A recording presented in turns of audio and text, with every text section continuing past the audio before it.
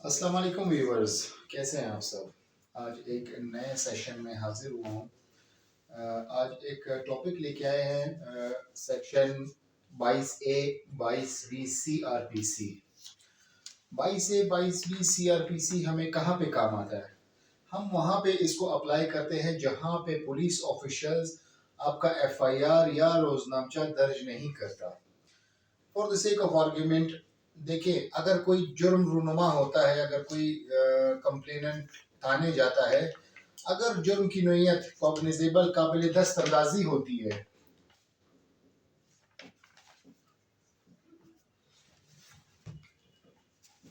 जिसको हम कहते हैं कॉग्निजेबल,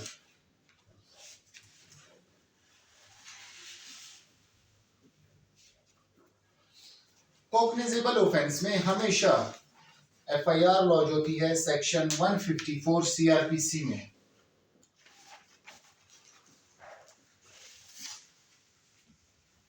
अगर जुर्म की नोयत नाकाबिल दस्तंदाजी या नॉन कॉग्निजेबल ऑफेंस होता है, तब पुलिस 155 सेक्शन CRPC में कार्रवाई करके रोजनामचा दर्ज करता है और मजिस्ट्रेट से बाकायदा उसकी इजाजत लेके, अगर उस जुर्म में कुछ ऐसा उनको ड्यूरिंग इन्वेस्टिगेशन या इंक्वायरी कुछ ऐसा मिलता है, तब वो 154 में उसी रोजनामचे को FIR में कन्वर्ट कर देते हैं।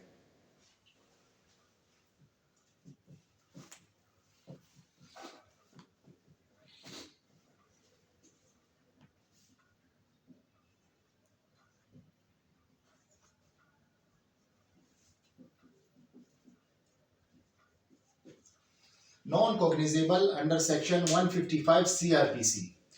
किसी भी थाने में जब कोई कंप्लेनेंट कंप्लेन लेके जाता है, वेदर इन रिटन और oral, whether the offense is cognizable or non cognizable, अगर नॉन कॉग्निजेबल में तो पुलिस बाउंड है कि वो 155 में रोजनामचा दर्ज करेगा, अगर कॉग्निजेबल है तो वो बाउंड है तो 154 में FIR लॉन्च करेगा।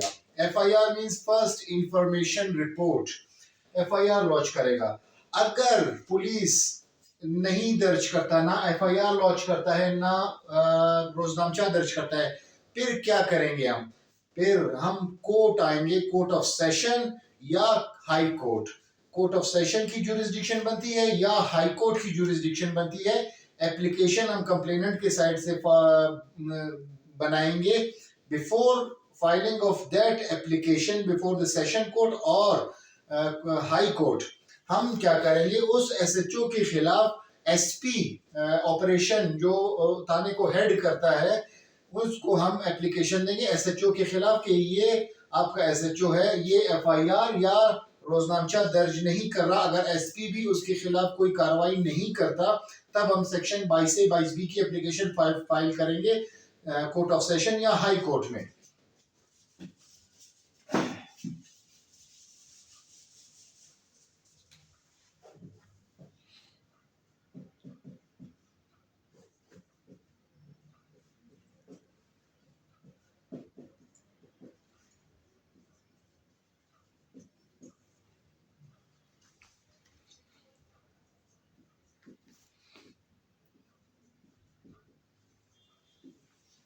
बाईस ए 22B की एप्लीकेशन हम फाइल करेंगे कोर्ट ऑफ सेशन में।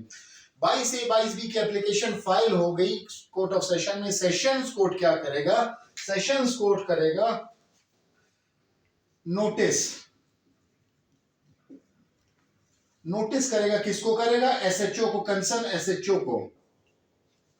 कंसर्न SHO को नोटिस करेगा कि हाँ भाई, आप बताएं जरा, आप FIR क्यों लॉन्च नहीं कर रहे हैं, क्या वजह है, किस बुनियाद पे वो लॉन्च नहीं कर रहे।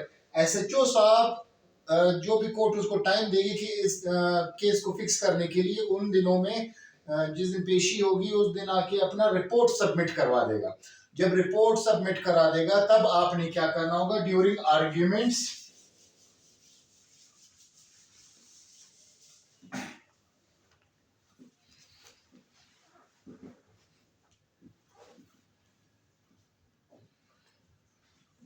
आर्ग्यूमेंट्स आपने अपनी एप्लीकेशन को रेलिवेंट लॉज के तहत, रेलिवेंट जो कानून है हमारा, पीनल लॉ है हमारा, कि इस एप्लीकेशन के मुताबिक कौन कौन से सेक्शन अट्रैक्ट करते हैं। अगर आपका केस मेड आउट होता है और वो कॉग्निजेबल ऑफेंस होते हैं तो कोर्ट ऑफ सेशन क्या करेगा, ऑर्डर करेगा किसको, एसएचओ को, कि आप इनका एफआईआर लॉन्च करें और कौन कौन से सेक्शन जो अट्रैक्ट हो रहे हैं उनकी अंडर उन सेक्शंस के मुताबिक इनका एफआईआर लॉन्च करें। और अगर वो ऑफेंसेस जो मेड आउट हो रहे हैं वो कॉग्निजेबल ऑफेंसेस नहीं है तब वो ऑर्डर करेगा कि 155 में आप रोजनामचा दर्ज करें। जो रेलिवेंट आपका मजिस्ट्रेट साहब है उनसे इजाजत लेके, उनसे इंक्वायरी की या इन्वेस्टिगेशन की जो इजाजत ली जाती है बाकायदा उसकी इजाजत लेके उसकी इंक्वायरी करे। अगर ड्यूरिंग इंक्वायरी या during investigation offence made out होता है, वो ऑफेंस कॉग्निजेबल हो जाता है, तब उसी को एफआईआर 154 में उसी रोजनामचे को कन्वर्ट कर दिया जाता है।